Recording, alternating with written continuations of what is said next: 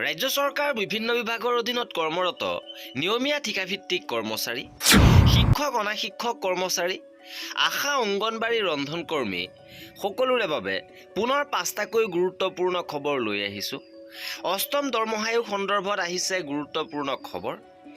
ইপিনে সোমবাৰৰ ভিতৰত লাভ কৰিব দৰমহা, ডিএ বৃদ্ধি, 4 দিনৰ বিশেষ ছুটি, লগতে দৰমহা সংক্ৰান্তীয় গুৰুত্বপূৰ্ণ খবৰ সবিশেষ আপোনালোকক জনাব বিচাৰিছোঁ। ভিডিঅ'টো প্ৰথমৰ পৰা শেষলৈকে চাই থাকিব। জনাব বিচাৰিছোঁ আজিৰ প্ৰথমটো গুৰুত্বপূৰ্ণ খবৰ। এইসকল চৰকাৰী কৰ্মচাৰীয়ে একেলগে লাভ কৰিব 4 দিনৰ বিশেষ ছুটি। 29 আগষ্টৰ পৰা 31 আগষ্টলৈ এই বিশেষ ছুটি লাভ কৰিব। অসম চৰকাৰৰ কৰ্মচাৰীসকলৰ বাবে আহিছে এক গুৰুত্বপূৰ্ণ খবৰ। পূৰ্বৰ নিৰ্ধাৰিত সময়ত মাতৃ-পিতৃ বন্দনা আঁচনিৰ অধীনত ছুটি উপভোগ কৰিবলৈ অসমৰ্থ হোৱা ৰাজ্যিক কৰ্মচাৰীসকলক পুনৰ বিশেষ নৈমিত্তিক ছুটি প্ৰদানৰ সিদ্ধান্ত গ্ৰহণ কৰিছে চৰকাৰে। এইবাৰ 2024 বিধানসভাৰ বাজেট অধিৱেশন চলি থকাৰ বাবে যিসকল চৰকাৰী কৰ্মচাৰীয়ে মাতৃ-পিতৃ বন্দনা আঁচনিৰ এই বিশেষ ছুটি লাভ কৰাৰ পৰা বঞ্চিত হৈছিল, কেৱল তেওঁলোকৰ বাবেহে এই নতুন সুযোগ প্ৰদান কৰা হৈছে। ইপিনে অষ্টম দৰমহা আয়োগক লৈ গুৰুত্বপূৰ্ণ আপডেট আহিছে। ফিটমেণ্ট ফেক্টৰ HR আৰু দৰমহা বৃদ্ধিৰ সন্দৰ্ভত 5টাকৈ গুৰুত্বপূৰ্ণ আপডেট আহিছে। প্ৰথমটো আপডেট হৈছে যে আলোচনা খৰতকীয়া, কৰ্মচাৰী ইউনিয়নৰ সৈতে বৈঠক আৰম্ভ। অষ্টম দৰমহা আয়োগে কেন্দ্ৰীয় কৰ্মচাৰী ইউনিয়ন আৰু পেঞ্চনভোগী সংগঠনৰ পৰা মতামত আৰু স্মাৰকপত্ৰ গ্ৰহণ কৰাৰ পিছত তেওঁলোকৰ সৈতে মুখামুখি বৈঠক খৰতকীয়া কৰিছে। দিল্লী, জয়পুৰ, কলকাতা আদি বিভিন্ন চহৰত ৰিজনেল কনচালটেশ্যন কৰি আছে। এই বৈঠকসমূহত কৰ্মচাৰীসকলে ফিটমেণ্ট ফেক্টৰ, মূল দৰমহা, ভাত্তা আৰু বাৰ্ষিক বৃদ্ধি সম্পৰ্কীয় দাবী আয়োগৰ আগত উত্থাপন কৰিছে। ইপিনে দ্বিতীয়তে ফিটমেণ্ট ফেক্টৰ দৰমহা নিৰ্ধাৰণৰ আটাইতকৈ ডাঙৰ সূত্ৰ। অষ্টম দৰমহা আয়োগত আটাইতকৈ অধিক আলোচনা হৈছে এই ফিটমেণ্ট ফেক্টৰক লৈ। এই ফিটমেণ্ট ফেক্টৰে নতুন পে মেট্ৰিক্স অনুসৰি বৰ্তমানৰ মূল দৰমহাক পূৰণ কৰি নতুন মূল দৰমহা নিৰ্ধাৰণ কৰে। কৰ্মচাৰী সংগঠনসমূহে 2.86ৰ পৰা 3.25লৈ ফিটমেণ্ট ফেক্টৰ বৃদ্ধিৰ দাবী তুলিছে।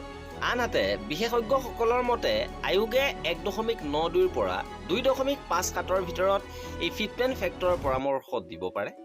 যদি চৰকাৰে 2.57 বা তাতকৈ অধিক ফিটমেণ্ট ফেক্টৰ অনুমোদন কৰে, তেন্তে বৰ্তমান সপ্তম দৰমহা আয়োগত 18,000 টকাৰ ন্যূনতম মূল দৰমহা বৃদ্ধি পাই 46,000ৰ পৰা 50,000 টকা হ'ব পাৰে। তৃতীয়তে HR আৰু অন্যান্য ভাত্তাত ডাঙৰ বৃদ্ধি।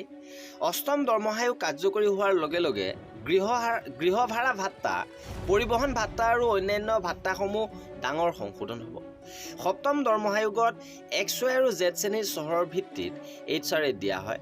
নতুন মূল দৰমহা কাৰ্যকৰী হোৱাৰ পিছত নতুন দৰমহাৰ ভিত্তিত HR পুনৰ গণনা কৰা হ'ব। কৰ্মচাৰী ইউনিয়নসমূহে বৰ্ধিত মুদ্ৰাস্ফীতিৰ প্ৰতি লক্ষ্য ৰাখি HR প্ৰাৰম্ভিক হাৰ বৃদ্ধি কৰাৰ দাবী জনাইছে। মূল দৰমহা উল্লেখযোগ্যভাৱে বৃদ্ধি পালে NPS, PF কৰ্তনৰ পিছত হাতলৈ অহা দৰমহা প্ৰায় 25%ৰ পৰা 35%লৈকে বৃদ্ধি হোৱাটো নিশ্চিত। ইপিনে কৰ্মচাৰীসকলৰ এনুৱেল ইনক্ৰিমেণ্ট 3%ৰ পৰা 6%লৈকে বৃদ্ধিৰ দাবী। NCCCMকে ধৰি বিভিন্ন কৰ্মচাৰী সংগঠনে আয়োগলৈ দাখিল কৰা স্মাৰকপত্ৰত বৰ্তমান 3% বাৰ্ষিক ইনক্ৰিমেণ্টৰ হাৰ 6%লৈ বৃদ্ধি কৰাৰ দাবী জনাইছে।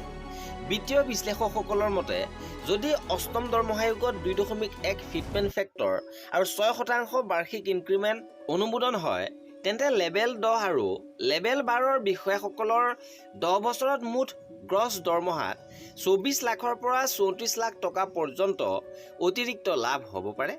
তদুপৰি প্ৰশ্ন হ'ল যে কেতিয়াৰ পৰা কাৰ্যকৰী হ'ব, এৰিয়াৰৰ কি হ'ব? অষ্টম দৰমহা আয়োগৰ বাবে 1 জানুৱাৰী 2024ক কাট অফ বা ৰেফাৰেন্স তাৰিখ ধৰা হৈছে। 2025 চনৰ নৱেম্বৰৰ পৰা আয়োগক নিজৰ বিস্তৃত প্ৰতিবেদন প্ৰস্তুত কৰিবলৈ 18 মাহৰ সময় দিয়া হৈছে। প্ৰতিবেদন দাখিল আৰু কেন্দ্ৰীয় মন্ত্ৰীসভাৰ অনুমোদনৰ পিছত 2027 চনত নতুন দৰমহা আয়োগ কাৰ্যকৰী হোৱাৰ সম্ভাৱনা আছে। নতুন দৰমহা 2027 চনত কাৰ্যকৰী হ'ব পাৰে, যদিও কৰ্মচাৰীসকলে 1 জানুৱাৰী 2024ৰ পৰা প্ৰযোজ্য হোৱা সমগ্ৰ এৰিয়াৰ একেলগে লাভ কৰাৰ সম্ভাৱনা আছে। এইবাৰ জনাব বিচাৰিছোঁ কৰ্মচাৰীসকলৰ বাবে আন এটা বৃহৎ সুখবৰ। ডিএ বৃদ্ধিক লৈ আহিছে এক বৃহৎ সুখবৰ। বৃহৎ হাৰত ডিএ বৃদ্ধিৰ ইংগিত। কৰ্মচাৰীসকলৰ ডিএ পুনৰ 3% বৃদ্ধি হ'বলৈ গৈ আছে। নতুন ডিএৰ হাৰ 63%লৈ বৃদ্ধিৰ সম্ভাৱনা। অষ্টম দৰমহা আয়োগ কাৰ্যকৰী হোৱাৰ বাবে অপেক্ষাত থকা কৰ্মচাৰীসকলৰ বাবে ইয়াৰ মাজতে আহিছে বিশেষ সুখবৰ যে পুনৰ 3% ডিএ বৃদ্ধি কৰা হ'ব, যি জুলাইৰ পৰাই কাৰ্যকৰী কৰা হ'ব। ইপিনে এইসকল শিক্ষক কৰ্মচাৰীৰ বাবে আহিছে বৃহৎ সুখবৰ। সোমবাৰৰ ভিতৰত লাভ কৰিব দৰমহা, জনালে শিক্ষামন্ত্ৰী ডক্টৰ ৰণোজ পেগুৱে। অৱশেষত শিক্ষামন্ত্ৰী ৰণোজ পেগুৱে আশ্বস্ত কৰি জনাইছে যে সোমবাৰৰ ভিতৰত লাভ কৰিব দৰমহা। SRD শিক্ষকসকলক লৈ এই বৃহৎ ঘোষণা কৰা হৈছিল। তেওঁলোকৰ দৰমহাক লৈ থকা অনিশ্চয়তাৰ অৱসান ঘটাই শিক্ষামন্ত্ৰীয়ে পুনৰ এই কথা জনাইছে যে তেওঁলোকে বিচৰা ধৰণে ট্ৰেজাৰীৰ পৰা লাভ কৰিব আৰু ফিন আছামৰ জৰিয়তে তেওঁলোকে দৰমহা লাভ কৰিব।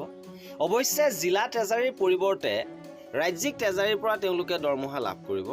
পূৰ্বে লাভ কৰা ধৰণে ফিন আছাম পৰ্টেল যোগে লাভ কৰিব দৰমহা। কোনটো ট্ৰেজাৰীৰ পৰা দৰমহা পাব সেয়া কৰ্মচাৰীৰ বাবে বিচাৰ্য বিষয় নহয়। কৰ্মচাৰীসকলে কৰা সন্দেহসমূহ অমূলক, কিন্তু ইয়াৰ মাজতে সদৌ অসম প্ৰাথমিক শিক্ষক সন্মিলনীয়ে জনাইছে গুৰুত্বপূৰ্ণ তথ্য। আজি আন্দোলনৰ কাৰ্যসূচী হাতত লৈছে।